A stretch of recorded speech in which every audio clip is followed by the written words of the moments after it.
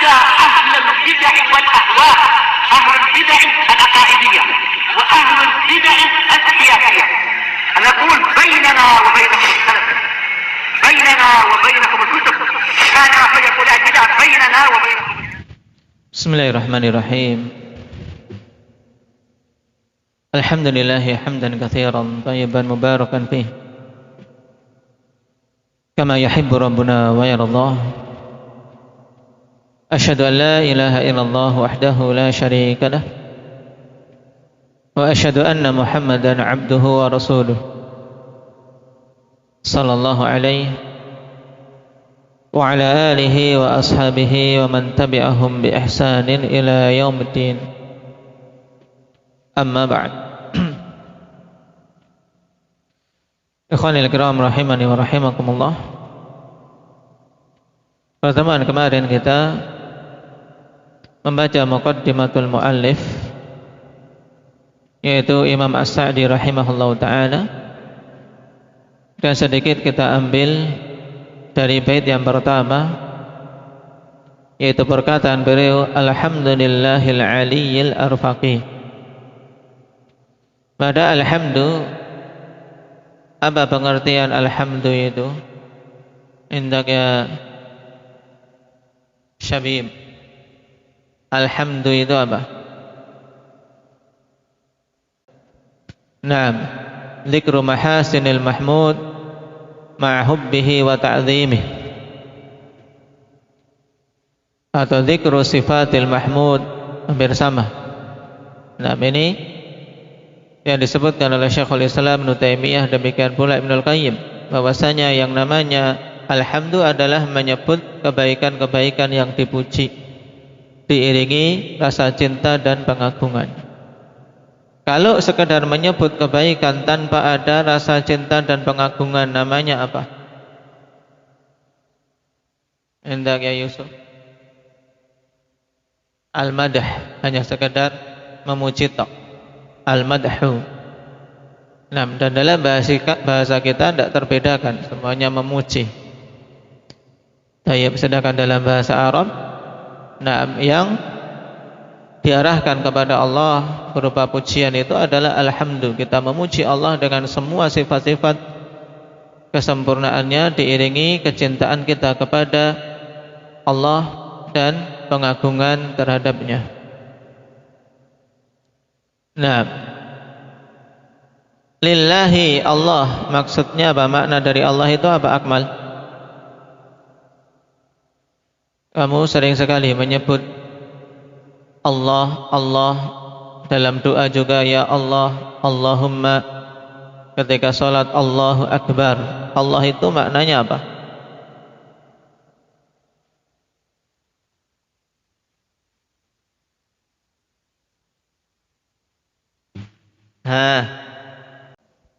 Nah, Allah maknanya adalah zat yang diibadahi. Paham?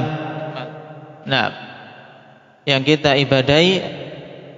Nah, karena Allah bermakna al-ma'luh, yaitu al-ma'bud, zat yang diibadahi. Baik. Sedangkan al-ali, yaitu zat yang maha tinggi. Ketinggian Allah Subhanahu wa ta'ala mencakup semua sisi ketinggian yang diperinci menjadi 3 jenis kemarin. Apa itu mukasyah dabu?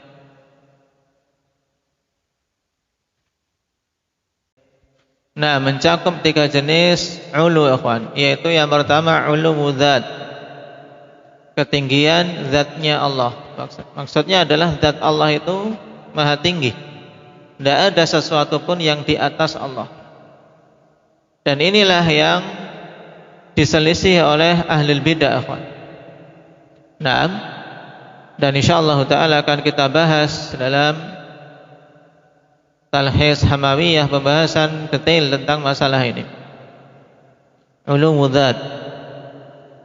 Adapun ahli sunnah, mereka menegaskan dengan begitu banyak dalil bahwasanya Allah, naam, zatnya tayyib maha tinggi.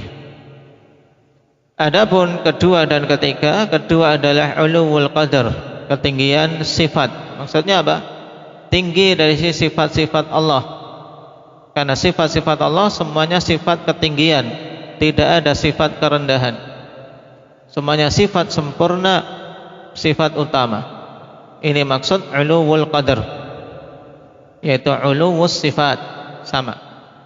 Kemudian yang ketiga uluwul qahar, ketinggian kekuasaan Allah, di mana tidak ada satupun selain Allah yang kekuasaannya di atas kekuasaan Allah. Diingat-ingat, ini bermanfaat pada semua cabang pembahasan ilmu, tapi terutama berkaitan dengan akidah. Dan kemarin kita berhenti pada Al-Arfaqi. Al-Arfaq, di sini bukan nama dari nama-nama Allah, tapi pengkhabaran bahwasanya Allah Subhanahu wa taala zat yang memiliki sifat ar-rifq. Adapun nama yang menetapkan di dalamnya sifat ini apa? Dari nama-nama Allah Numair, Ar-Rafiqu. Ar-Rafiq. Baik, sekarang kita lanjutkan. Qala al-Imam Sa'di rahimahullahu ta'ala, waqad azhara subhanahu li'ibadihi min athari rifqihi ma yastadilluna bihi ala kamalih. Di mana ketika telah dijelaskan bahwasanya semua perbuatan Allah itu dibangun di atas rifq, di atas kelembutan, dan Allah nampakkan kepada para hambanya dari apa?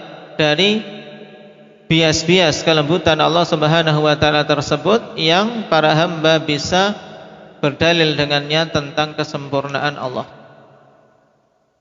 Wa kamali hikmatihi wa rifqih, dan juga kesempurnaan kebijaksanaan Allah dan kesempurnaan kelembutan Allah Subhanahu wa taala. Ar-rifq, ya, sifat lembut akhwani fillah yang ada pada Allah Subhanahu wa taala bukan berarti bahwasanya Allah lemah. Oleh karena itulah ketika kita menetapkan sifat rifq bagi Allah adalah sifat lembut yang sempurna, yang tidak menunjukkan kelemahan. Taib. Berbeda dengan makhluk, terkadang mereka bersifat lembut dikarenakan lemah, karena tidak mampu. Adapun Allah, rifqnya dibangun di atas hikmah, bukan karena lemah. Kama fi khalqis samawati wal ardi wa ma bainahuma fi sittati ayyam. Contohnya di sini yang menunjukkan rifq dan hikmah, kawan. Seperti pada penciptaan langit-langit dan bumi serta apa-apa yang ada di antara keduanya. Allah ciptakan dalam jangka waktu 6 masa. Ma'annahu qadirun ala ayyahluqaha fi lahdhah. Padahal Allah Subhanahu wa taala mampu untuk menciptakannya dalam sekejap. Kalau ditanya Mujahid, mampu tidak Allah menciptakan langit dan bumi dalam sekejap, mengatakan kun, kemudian semuanya jadi? Mampu. Taib. Terus kenapa Allah ciptakan langit-langit dan bumi, akhwan, dalam jangka waktu 6 hari ini? Taib. Untuk menunjukkan rifq, untuk menunjukkan rifq Allah Subhanahu wa taala, dan mengajari manusia sifat lembut tersebut dan keterburu-buruan.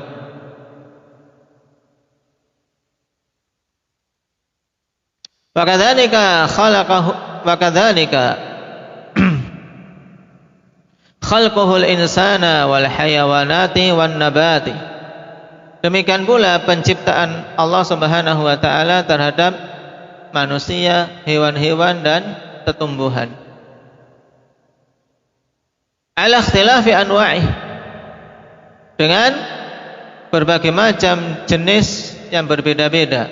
Manusia jenisnya bermacam-macam, hewan-hewan juga, tumbuhan juga. Tapi Allah Subhanahu wa taala yakhluquha syai'an fa syai'an hatta tantahiya wa takmul. Allah ciptakan makhluk-makhluk itu sedikit demi sedikit tumbuh, berkembang sampai apa? Sampai pada akhir yang dikehendaki dan sempurna. Ma'a qudratihi ala takmiliha fi lahdatin walakinnahu rafiqun hakim. Bersamaan dengan kemampuan Allah untuk menyempurnakannya dalam sekejap, akan tapi Allah Subhanahu wa taala zat yang maha lembut dan penuh dengan kebijaksanaan. Dan ini jelas kawan bagi yang mentadaburi. Nah, bagaimana penciptaan Allah akan kita lihat bagaimana Allah ajari kita untuk tidak terburu-buru. Tapi hendaknya bersifat rifq dan hikmah. Qala fa min hikmatihi wa rifqihi tadwiruha fi hadhihi al-atwar. Fala tanafi baina qudratihi wa hikmatihi. Kama annahu yaqdiru ala hidayati ad-dallin. Walakin hikmatuhu iqtadat ibqa'ahum ala dhalalihim adlan minhu ta'ala laysa dhulma. Kemudian termasuk di antara bentuk kebijaksanaan dan kelembutan Allah, yaitu Allah Subhanahu wa taala berikan kepada mereka proses, ya, manusia dalam perkembangannya menjalani proses dari nutfah, alaqah, mudghah, demikian menjalani fase demi fase ini. Maka ini tidaklah bertentangan dengan kemampuan Allah dan kebijaksanaan Allah. Nah, sebagaimana pula Allah Subhanahu wa taala mampu untuk memberikan hidayah kepada semua orang-orang yang sesat. Akan tapi hikmah Allah Subhanahu wa taala menuntut untuk membiarkan mereka di atas kesesatannya. Nah, kenapa ada orang sesat dibiarkan di atas kesesatan, tidak Allah beri hidayah? Karena itulah tuntutan dari kebijaksanaan Allah. Dalam artian bentuk kebijaksanaan Allah memang menuntut untuk mereka dibiarkan dalam kesesatan. Adlan minhu ta'ala laisa dzulman. Sebagai bentuk keadilan dari Allah Subhanahu wa taala, bukan kezaliman. Ini pahami dengan baik. Kenapa ikhwan? Lianna i'ta'al imani wal huda mahdu fadlihi. Fa idza mana'ahu ahadan lam yu'adda zalima. Dikarenakan pemberian keimanan dan pemberian hidayah itu semata-mata adalah bentuk fadl, bentuk anugerah dari Allah Subhanahu wa taala. Murni anugerah dari Allah Subhanahu wa taala. Maka apabila Allah menahan anugerahnya dari seseorang, maka itu tidak dikatakan zalim. Contohnya akhwan, seorang mau membagi-bagi hadiah. Kemudian ada seorang memang si pemberi hadiah ini tidak ingin memberikan kepadanya, apakah dikatakan zalim? Tidak. Nah, karena apa? Karena pemberian itu murni adalah anugerah, pemberian, bukan karena suatu timbal balik. La siyama idza kana al-mahallu ghaira qabilin lin-ni'am. Apalagi jika tempat yang memang mau diberi itu tidak menerima untuk mendapatkan nikmat. Seperti orang-orang kafir yang memang diketahui hatinya buruk, tidak pantas untuk mendapatkan hidayah. Maka Allah Subhanahu wa taala dengan kebijaksanaan tidak memberikan kepada mereka hidayah. Qala fa kullu sifatin min sifatihi ta'ala laha atharun fil khalqi wal amri wa la yunafi ba'daha ba'dha. Maka semua sifat dari sifat-sifat Allah Subhanahu wa taala memiliki bias-bias pada para makhluknya dan pada pada perkara Allah Subhanahu wa taala. Dan sebagiannya tidaklah meniadakan sebagian yang lain, tidak bertentangan satu sama lain. Nah, mesti ya kawan, pada sifat-sifat Allah ada biasnya, yaitu dampak yang nampak pada para makhluk. Wa man fahima hadzal asl al-'azima in hallat anhu ishkalatun katsiratun fi ma'rifati asma'illahi wa sifatihi. Dan siapa saja yang memahami pokok yang agung ini, maka akan teruraikanlah darinya berbagai macam iskal yang banyak. Nah, kerancuan-kerancuan yang banyak akan teruraikan seputar ma'rifatu asma'illahi wa sifatih, bagaimana seorang bisa mengenal nama-nama Allah dan sifat-sifatnya. Iskal-iskal yang muncul bisa dia selesaikan, bisa dia pahami dengan baik. Wa nazzala kullasmin min asma'illahi fi mahallihi la'iqi bih, sehingga dia bisa menerapkan setiap nama dari nama-nama Allah Subhanahu wa taala pada tempat yang pantas. Nah, pada tempat yang pantas. Contohnya, akhwan, seorang yang keliru dalam menerapkan nama-nama Allah, nah, dia tempatkan pada tempat yang tidak pantas. Misalnya, dia memegang erat-erat nama Al-Ghafur dan Ar-Rahim. Allah itu Ghafurur Rahim.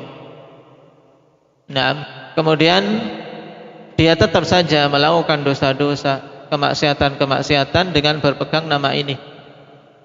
Nah, kan Allah Maha Pengampun. Tidak apa-apa sekarang berdosa nanti minta ampunan. Allah kan Maha luas rahmatnya, Maha penyayang terhadap hambanya. Ini salah dalam menempatkan nama-nama Allah Subhanahu wa taala pada tempatnya, menunjukkan dia tidak mengenal Allah dengan benar. Taib, tidak mengenal Allah Subhanahu wa taala dengan benar, dan orang-orang seperti ini akan tertipu dan akan digiring oleh syaitan sehingga apa? Terjatuh dalam penyimpangan seputar nama-nama dan sifat-sifat Allah. Kemudian pada bagian akhir bait, wa jami'il asya'i wal mufarriqi, yaitu segala puji bagi Allah Subhanahu wa taala yang dia adalah jami'il asya' wal mufarriqi, yaitu zat yang mengumpulkan semua perkara-perkara dan dia pula yang memisah-misahkannya. Ini isyarat juga tentang pembahasan qawaid fiqhiyah, karena kaidah ikhwanifillah yaitu mengumpulkan perkara-perkara yang begitu banyak untuk digabung dalam satu kaidah. Taib, inilah yang disilahkan oleh para ulama balaghiyin dengan apa? Istilah bara'atul istihlal, yaitu suatu pembukaan yang mengisyaratkan isi dari apa yang mau disampaikan dalam inti kitab dan inti karangan. Qala yani anahu ta'ala jama'al asya'a fi syai'in wa farraqaha fi syai'in akhar. Maksudnya bahwasanya Allah Subhanahu wa taala kumpulkan perkara-perkara pada suatu hal dan Allah pisah-pisah pada hal yang lain. Naam, kama jama'a baina khalqihi fi kaunihi khalaqahum wa razaqahum wa farraqa bainahum fil ashkali was suwar wat tuli wal qisar was sawadi wal bayad wal husni wal qubhi wa ghairi dzalika minas sifat. Sebagaimana Allah kumpulkan antar makhluk-makhluknya itu pada satu kondisi, ikhwan, yaitu di mana Allah lah yang menciptakan mereka dan memberikan rezeki kepada mereka. Semua makhluk, ikhwan, semua makhluk, tidak ada yang keluar dari kondisi ini. Berarti mereka terkumpul pada apa? Satu kondisi ini, yaitu apa? Bahwasanya mereka itu ciptaan Allah. Kemudian juga bahwasanya mereka itu diberi rezeki oleh Allah. Berarti sama enggak? Sama, Allah kumpulkan semua mereka itu pada kondisi tersebut. Tapi Allah beda-bedakan, farraq, ya, Allah pisah-pisahkan di antara mereka dari sisi bentuk. Bentuknya ada yang berbentuk besar, ada yang kurus, fil ashkal waswar. Dalam bentuk-bentuknya Allah Subhanahu wa taala bedakan. Kemudian juga wajah-wajahnya berbeda-beda. Watuli wal qisar, juga dari sisi tinggi dan pendeknya, hitam dan putihnya, tayyib, baik dan buruknya, serta yang lainnya dari sifat-sifat yang dengannya para makhluk terbedakan satu sama lain. Juga rezekinya sama-sama terkumpul bahwasanya mereka diberi rezeki oleh Allah. Tapi ada yang diberi rezeki banyak, ada yang sedikit. Ada yang rezekinya diberkahi oleh Allah walaupun jumlahnya sedikit, ada yang tidak diberkahi oleh Allah walaupun jumlahnya banyak. Naam. Kullu hadza sadirun an kamali qudratihi wa hikmatihi wa wad'ihi al-asya'a mawadhi'aha la'iqata biha. Semua ini naam muncul naam dari kesempurnaan kudrah Allah Subhanahu wa taala dan kebijaksanaannya. Allah gabungkan dan juga Allah pisahkan. Semuanya sesuai dengan kemampuan dan kebijaksanaan Allah. Dan wad'ihil asya'a mawadhi'aha al-la'iqata biha. Demikian pula, ini semua diletakkan Allah Subhanahu wa taala berdasarkan peletakan perkara-perkara yang sesuai dengan tempatnya. Tidak ada satupun perkara yang Allah letakkan yang tidak pas. Karena Allah Subhanahu wa taala adalah Al-Hakim, Zat yang maha bijaksana, yang senantiasa meletakkan perkara pada tempatnya yang tepat. Tidak ada kedzaliman padanya sedikit pun.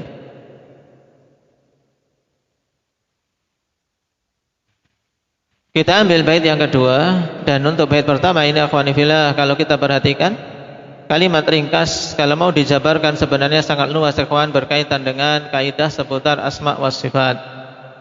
Maka tapi apa yang disampaikan ini isyarat untuk kita memang butuh menggali, mengenal lebih jauh tentang nama-nama dan sifat-sifat Allah Subhanahu wa taala.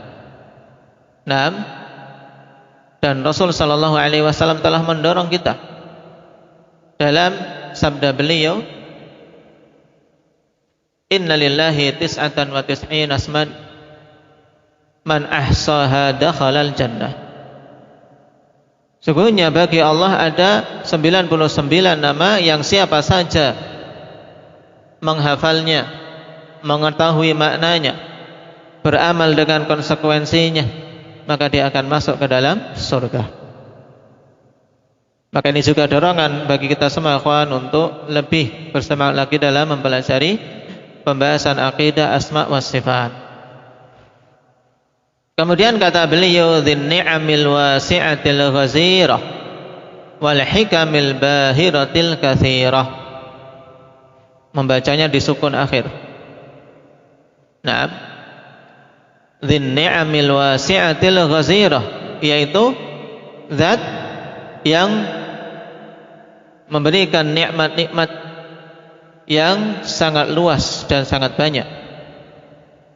Demikian pula zat yang memiliki kebijaksanaan al-bahirah, yaitu kebijaksanaan yang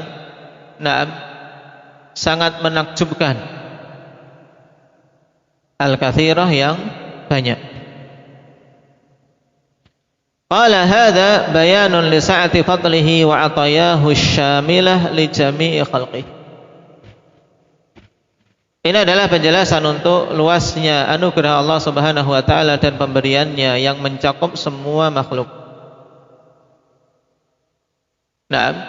Semua makhluk mendapatkan nikmat dari Allah Subhanahu wa taala. Fala yakhlu makhluqun min ni'amihi tarfata 'ain. Tidak lepas satu makhluk pun dari mendapatkan bagian nikmat-nikmat Allah Subhanahu wa taala walaupun sekejap mata. Semua makhluk hidup di dunia ini akhwani fillah tidak bisa lepas dari nikmat Allah Subhanahu wa taala walaupun sekejap. Kenapa akhwan? Karena nikmat Allah Subhanahu wa taala kepada hamba-hambanya terbagi jadi dua. Yang pertama, ni'amun taqumu biha abdanuhum, nikmat-nikmat yang dengannya badan-badan mereka bisa tegak. Dan ini semua makhluk mendapatkannya, yang muslim maupun yang kafir. Sehingga orang-orang kafir pun di dunia mendapatkan nikmat. Nikmat jenis yang pertama, yaitu nikmat yang dengannya badan mereka bisa tegak.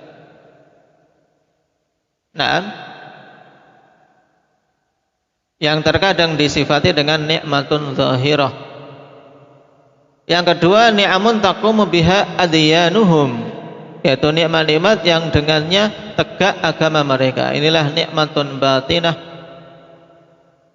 Naam, nikmat batin ini lebih agung yang hanya diberikan oleh Allah Subhanahu wa taala kepada hamba-hambanya yang dicintainya. Nah, sehingga dari sini kita ketahui tidak ada satu makhluk pun yang lepas dari nikmat Allah.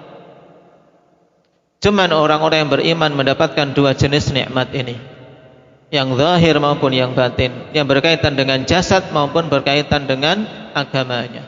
Maka banyak-banyak bersyukur pada Allah Subhanahu wa taala atas itu semua.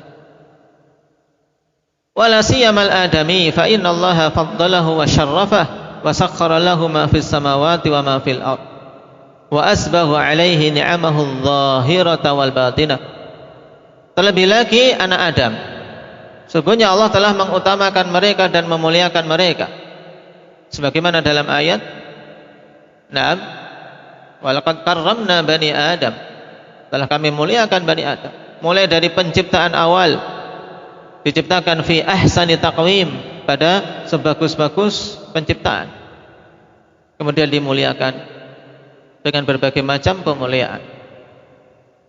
Naam, wa sakhkhara lahu ma fis samawati wa ma fil ard, dan Allah tundukkan apa-apa yang di langit dan di bumi untuk mereka, dan Allah curahkan nikmat-nikmatnya yang zahir maupun yang batin.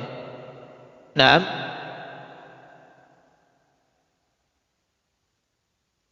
sebagaimana Allah Subhanahu wa taala tegaskan dalam surat Ibrahim tentang hal ini, akhwan. Naam, Allahul ladzi khalaqas samawati wal arda wa anzala minas samaa'i ma'an fa akhraja bihi minats thamarati rizqan lakum, sebagai rezeki bagi kalian. Kemudian wa sakhkhara lakumul fulka litajriya fil bahri bi amri wa sakhkhara lakumul anhar. Allah tundukkan kapal-kapal untuk bisa dinaiki, kemudian sungai-sungai bisa dilewati. Demikian pula wa sakhkhara lakumus syamsa wal qamar, langit, matahari, rembulan, demikian pula malam dan siang. Taib, wa ataakum min kulli ma sa'altumuh wa in ta'uddu ni'matallahi la tuhsuha. Naam, wa la yumkinu ta'dadu ni'amihi, qala ta'ala wa in ta'uddu ni'matallahi la tuhsuha innallaha laghafurur rahim. Tidak akan mungkin seorang untuk menghitung-hitung nikmat Allah Subhanahu wa taala. Allah sendiri telah menegaskan, jika kalian ingin menghitung-hitung nikmat Allah, kalian tidak akan mampu menghitungnya. Innallaha laghafurur rahim. Sungguhnya Allah Subhanahu wa taala itu sungguh Maha Pengampun dan Maha luas rahmatnya. Nah, ini dalam surat An-Nahl, dan dalam surat Ibrahim, wa in ta'uddu ni'matallahi la tuhsuha innal insana ladzalumun kafar. Sungguhnya manusia itu sangat zalim dan sangat kufur terhadap nikmat yang diberikan. Lihat, nah pada dua ayat ini, akhwan, satunya Allah kabarkan tentang keadaan kita yang banyak berbuat zalim dan mengkufuri nikmat. Kemudian di ayat yang lain Allah seru kita, nah dengan begitu halus, di mana Allah tegaskan innallaha laghafurur rahim, untuk kita banyak meminta ampunan, karena seringnya kita tidak sempurna dalam mensyukuri kenikmatan dan tetap meminta rahmat kepadanya. Walakinnahu ta'ala radhiya min syukri ni'amihi bil i'tirafi biha wat tahadduthi biha was sarfiha fi ta'atillah wa alla yusta'ana bi syai'in min ni'amihi ala ma'asih. Taib, walaupun kita tidak mampu untuk menghitung-hitung nikmat, tapi Allah Subhanahu wa taala ridha dari kita untuk kita mensyukuri nikmat-nikmatnya. Berarti yang menjadi inti hendaknya bersyukur, karena kita tidak mampu menghitung nikmat-nikmat yang begitu banyak. Berarti tugas kita adalah mensyukuri. Kita yakin semua nikmat itu dari Allah. Naam, in takfuru fa innallaha ghaniyyun 'ankum wa la yarda 'li ibadihi al-kufr wa in tashkuru yardahu lakum.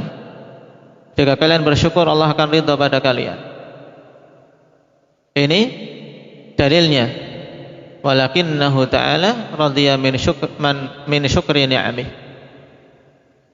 Kemudian beliau sebutkan rukun-rukun kesyukuran yang harus ada, kawan. Yang pertama bil i'tirafi biha, dengan mengakui. Kita harus mengakui nikmat itu dari Allah Subhanahu wa taala. Al-i'tiraf yang dimaksud di sini, kawan, mencakup pengakuan kita bahwasanya nikmat itu dari Allah Subhanahu wa taala. Juga pengakuan kita bahwasanya sampainya kepada kita ini semata-mata adalah bentuk karunia dari Allah, bukan karena memang kita pantas, bukan karena kita ini telah mengupayakan, tidak. Ini bentuk iktiraf, betul-betul mengakui nikmat itu datangnya dari Allah. Bukan kemudian ini karena usahaku, ini semuanya karena jerih payahku. Ini belum sempurna dalam mengakui nikmat itu dari Allah. Tapi seorang i'tiraf biha, maksudnya adalah mengakui memang itu nikmat dari Allah Subhanahu wa taala, dalam keadaan si hamba ini mengakui pula kelemahannya, dan semua itu bentuk anugerah dari Allah semata. Wa ma bikum min ni'matin fa min Allah. Wa tahadduts biha, yang kedua dengan tahadduts biha, menyebut-nyebut nikmat tersebut. Dengan memuji Allah Subhanahu wa taala atas nikmat yang diberikan. Sebagaimana Allah perintahkan, wa amma bi ni'mati rabbika fahaddits. Adapun terhadap nikmat dari Rabbmu maka sebut-sebutlah. Ibnu Al-Qayyim akhwani fillah dalam Madarijus Salikin menyebutkan dua kemungkinan makna yang disebutkan oleh para mufassirin. Maksud tahadduts bin ni'mah, yang pertama adalah dengan menyebut nikmat itu dan mengkhabarkannya sebagai bentuk kesyukuran, bukan sebagai bentuk tafakhur, berbangga-bangga dan menyombongkan diri, tidak. Tapi semata-mata untuk menunjukkan bahwasanya Allah itu zat yang diserahkan kepadanya pujian yang sempurna. Mengatakan Allah, alhamdulillah telah memberikan nikmat kepadaku demikian-demikian. Mana yang kedua yang dimaksud dengan bi ni'mati rabbika fahaddits, yaitu menyeru kepada Allah, berdakwah kepada Allah Subhanahu wa taala. Sebagai bentuk kesyukuran dan bentuk menunjukkan nikmat yang diberikan. Dan kata Ibnu Al-Qayyim, kedua-duanya tercakup dalam kandungan ayat dan perintah tadi. Sehingga menyebut nikmat secara lisan, juga kita menyeru kepada manusia untuk mereka beribadah pada Allah Subhanahu wa taala.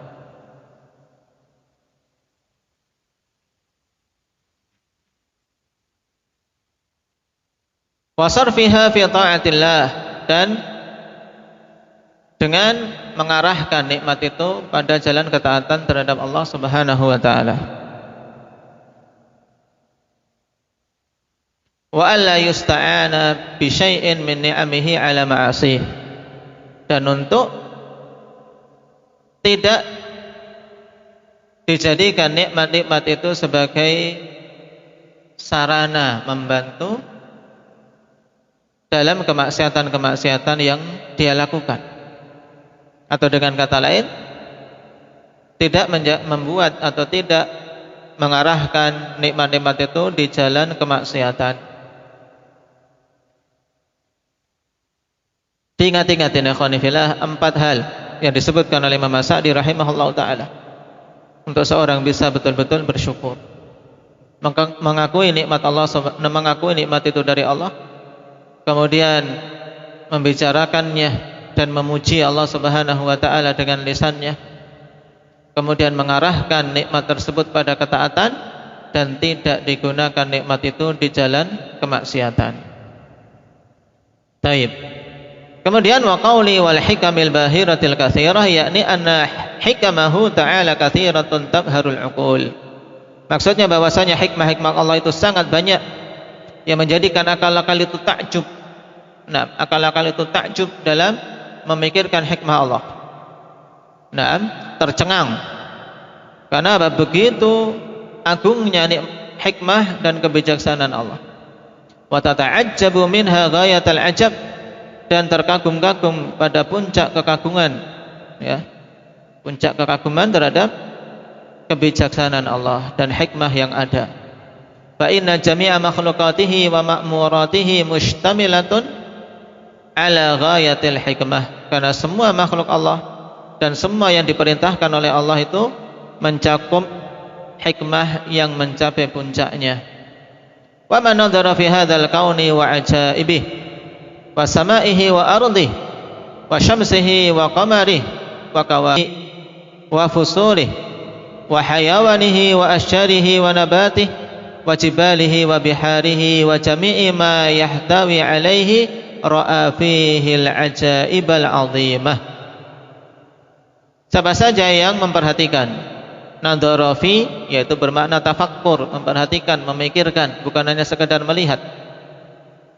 Ya, siapa saja yang tafakkur, memperhatikan, memikirkan tentang alam ini, semesta ini, akhwan, dan keajaiban-keajaiban yang ada padanya, serta memperhatikan langit, bumi, matahari, bulan, bintang-bintang, musim-musim yang ada, bagaimana musim itu berganti. Ini kalau seorang mau memikirkan akan melihat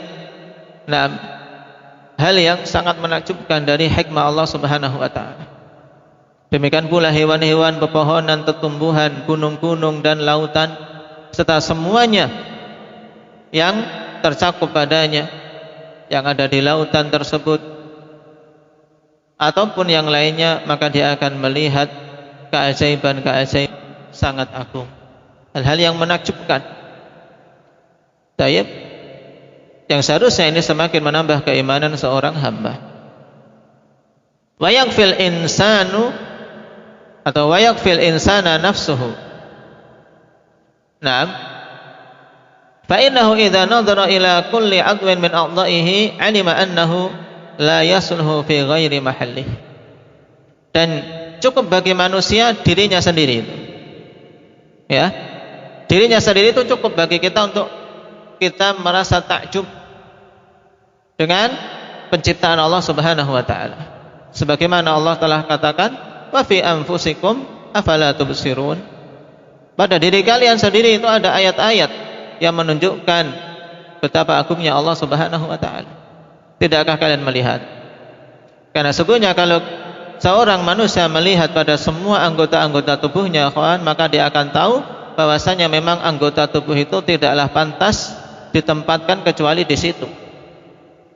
Coba kalau mata antum diletakkan di punggung antum, repot.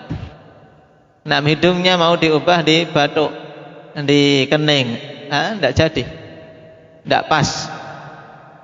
Dari letaknya saja kita tahu, kawan, bahwasanya Allah letakkan anggota-anggota tubuh kita ini pada letaknya yang pas. Tidak ada yang tidak pas. Makanya ketika ada seseorang yang Allah ciptakan dalam bentuk cacat, ini agar manusia yang penciptaannya dalam kondisi sempurna, kondisi umumnya manusia harusnya bersyukur. Dilebihkan satu saja kerepotan. Jari kita Allah ciptakan jumlahnya 10. Kemudian dilebihkan satu, mengganggu. Jangan berharap orang yang tangannya 4 enak itu. Terganggu karena Allah ciptakan tangan kita 2 ini. 2 tangan itu sudah yang sesuai dengan hikmah, sesuai dengan kebijaksanaan Allah Subhanahu wa taala. Wa fi anfusikum afala tubsirun. Tayyib, barakallahu fiikum. Kita masih di muqaddimah, dan Syekh Wanifillah pada muqaddimah risalah ada 10 bait yang padanya fawaid sebenarnya, cuman kita tidak berlama-lama padanya karena inti yang akan kita pelajari dalam kitab ini adalah fawaidnya. Jadi kita lewati secara sekilas dengan sedikit taklik dari penjelasan beliau. Nasallallahu taufiq wassadad walhamdulillahirabbil alamin.